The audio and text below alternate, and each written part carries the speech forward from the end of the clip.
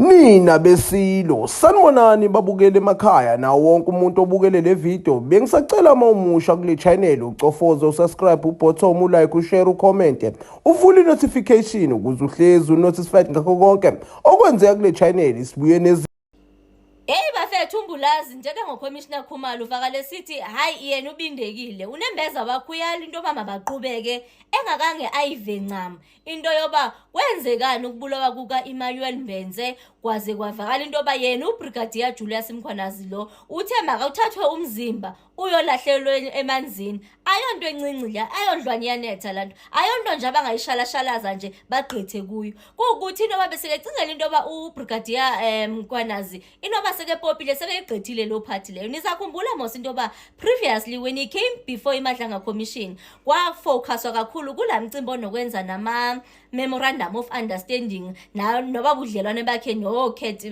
Matlala kwayathathwa nje kwancinci nje kugqithwa apha so ngoku we can confirm into yoba njobe buyile kulapho kuzothethwa khona kungenwa ncam kweza criminal cases abajongene nazo bezeza members ze-EMPD plus ababanye nizakhumbula mos into yoba izijolo zakhe akajongene nazo zezabo buqhophololo benzeka pha e-EMPD plus the fact yoba zikhona i-criminal charges abajongene nazo ezifaka ukukidnapwa kwabantu ukuhijackwa kwamatraka into nokwenza nama-precious stone nokutshontshwa kwamasigarethi plus ukubulawa komuntu lona then kuze kuthatha umzimba wakhe uyodisposwa phi edamini so ke ngoku the previous time elapha kwafocuswa kuwo wonke nomnye umcimbi onokwenza noba buqhophololo bukaKhethi Matlala but not ke ngoku obunokwenza nezi criminal charges ngoku buyele zona ningalibalanga ubuya ke phofu soke kweza abantu abayithuba se-IPD abafike bachaza kabanzi ezi-KCAs bafethu kufocuse kakhulu kule yokubulawa ke ngoku singabe siyiconfirma uthe mos xa kefika izolo nge-14 ka-April 2026 kwafocusa kulo mcimbi woba nyenza njani kule nto yokwenza kwama-jurisdictions mos i-EMPD kumele uba ifocusa kwinto nokwenza ne-Ekurhuleni eniphelele khonapho but kubonakala ingathi nina benize nijampe niyokwenza obubugulukudu nakwezinye indawo ongayo territorial so kuye kwafocusa apho kakhulu ke izolo kulapho bekebile khona umntana ezesula ngamathishu ezesiyeka nasebusweni kunzima nje apho hayi kanti akusekuncinci namhlanje uthe efika ndabe ndiwabona amanzi phofu izolo uthe sheme efika wabe esithetha ngongathi ngumuntu ongathi unendlebe enyane engathi aziseva ncam kukuthi ke phofu kuya nakwi-operation yamehlo waphela umntana omuntu usimjongile mamelana uthe efika ndawabona amabhodlela amanzi bawukhe bambekele 4 enayabhanda manzi akhona hayi beza naye bangela kulo mcimbi onokwenza nokubulawa komuntu istori akasithethayo yena ufuna ukuhlala kwelanyala loba yena wavuswa ngo-2 efonelwa nguyako xa kefika yena uthi xa kefika wafika esiva istori sakhe ingathi asivakali ncam waze wahamba hayi uvakale sithi uCommissioner Madlanga nyanyanyanyani ufuna sikukholela into yoba wena nje wafika nje uvuswa ngepha kwintatha ngo-2 ekuzeni kokusa uzela nje inobenani uthe kusenjalo weza naye uCommissioner uKhumalo wathi hayi sifuna ukuxelela thina into yoba le nto ithethayo yinganekwana yinsambatheko awungeke uvuke ngo-2 o'clock uvukela into yoba xa ufika uzafike nje uxelelwe yiloo nto akaxelela yona othi waxelela yona nje xa ugqibile ujike uhambe hayi zamrhomba ii-commissioners kulapho eventually even uCommissioner Khumalo ethe khona hayi awicingi wena into yoba inoba ifamily kaMbenze iyayidinga iclosure into yoba mayazi nyani into yoba kwenzekani ngumntanayo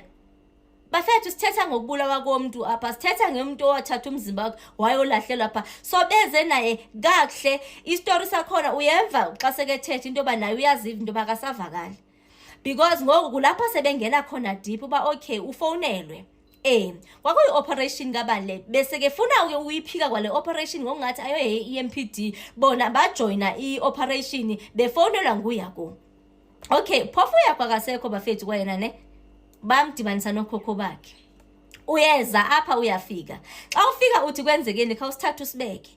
Hayi yena wathi xa kefika uyakho efika emxelela ngento ngathi bokuyi-success i-operation yakhona apho kwakune-suspect engulo Emmanuel iyi-success into but xa kefika wafika sekebona imoto akazibonayo nezo EMPD qha wasike wabona nje isitori sakhona ingathi asibhadlanga wakwata wahamba.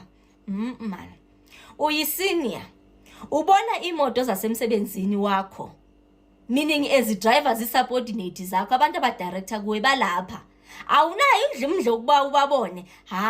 Ayikha usixelele kungani uwitness D engafika azosixelela apha into yoba wena wafika waze wathi wena ngumuntu owakhipha idirective oba makuthathwe umzimba ka-Emmanuel uyolahlwa. Yintoni into engenza akuxokisele? Phofu esithi yena uBrigadier Julius Mkhwanazi akazange adibane naye. Ukwazelaphi lo muntu lona? Wazinjani into yoba wafika ngoba uvumile mos uzibekile wena kule crime scene apho kwathi kwabulawa khona umuntu. Ke ngoku sokungaphakathi ngaphezulu imoto uyavuma into yoba wazibona imoto bazikhona apha uthi wajika wahamba. Okay, kutheni witness D engeza azocreate istory esinjalo? Ukubangisani? Yini lento engakwenza into yoba angaxoka amanga amakhulu awento yoba these are serious allegations? Awuyavuma kutheni ngohambe kuba bonke nje abantu avela dubuleke nje afuna ukuxokela ngegama lakho. Bafethu ingabe ndiyaxoka into yoba ndinganixelela into yoba uBrigadier Julius Mkhwanazi utheni, kodwa uyabona ba yena hayi bafethu ngoku hayi amanzi ayamtsarha. Uyabona ilanga liyalitshona right now because that is mainly the main thing that they focused on, they dwell on today. Then ke ngoku later on lapho beqalise ukuthatha nakulenye leminye imicimbi Moses ninzi case but nje ilanga balichithe kule case lena. Hayi abadlalanga naye bafethu but bamenze away into yoba esi story akabaxelela sona waze ahambe esazi into yoba asivakali asikho. I was not planning to, but it's my conscience that's eating me, not the legalities. Commissioner Mkhwanazi, do you agree with me that Mr. Mbense's family deserve justice? Commissioners, 100%. And that they deserve to know what happened to their loved one? I fully agree with you. I fully support that. And that people who know what happened have a duty to come forward and tell the authorities what happened. Yes. And it will be bad if you know what happened and you choose to cover up for your colleagues. That's true. That's true. Now, why would witness D wish to implicate you in something so serious if you were not involved at all? And he didn't see you, he did not speak to you. Why would he come public and want to implicate you in something so serious? Remember, commissioners, they've said to them, it's either they call General Khan or they call General or Chief Mkhwanazi. I think by mentioning these two names to him, and whilst they've said that, then there's this person who's appearing. You see, you may conclude, oh, that's why they've said. Maybe it was, if it was not me, another person, they were going to implicate him too. But he says, before that, just pause there. He says you introduced yourself, so he knows that it's you. And it was you who said that he must dump the body in the Nigel River. No, so he's not guessing, he says it was you. My question is, why would he implicate you in something that serious if he does not know you and you were not there? Commissioner Khumalo, let me correct you. He's saying it's either, it's Viandra who told him that I've said. He doesn't say I've said. You see, he said I've said. But out of what they told him before, and it is me who's appearing, he may conclude that that means this is what they were saying. So are you saying he's guessing, he doesn't know that it was you who said the body must be I dumped? didn't, yes. But he mentions you. Why doesn't he say General Khan or the other general? Why does he say Julius Mkhwanazi is the one who directed that the body be dumped in the dam?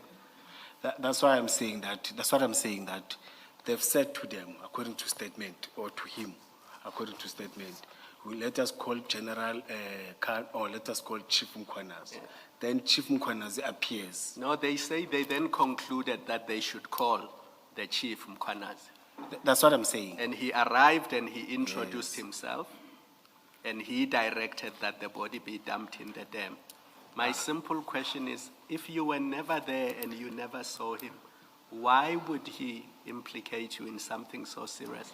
I mean, this is serious, you know, dumping a human being's body in a dam. It's not like stealing money or stealing stones. It's a human being. Yes. And I don't want to bring other elements. I'm denying it. I'm totally denying it. But what does he Commissioner have Khumalo. against you that he would single you out of everybody who was there and say it is you who said the body must be dumped? It is because they told him so. They told him to implicate you. No, they told him that Chief Mkhwanazi will come to sort this thing out, according to the statement, his statement. Then I'm coming in, they called me after, then I'm coming in. In his mind, I think in his mind, you see, concluded that, that means this is what they were saying. Okay. I've never been part of such things in my life. I've never. I don't believe in violence. I believe in another form of engagement in solving things.